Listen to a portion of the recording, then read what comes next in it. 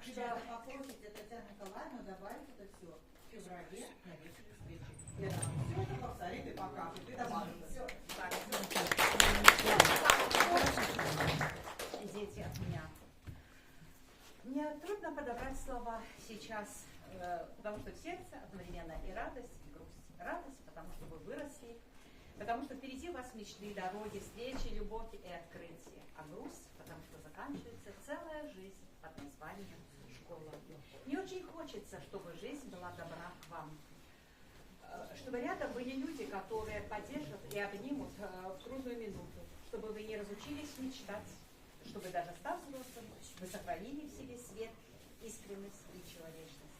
Для меня вы всегда останетесь моими детьми. И где бы вы ни были, я всегда буду верить в вас, гордиться вами и ждать ваших успехов.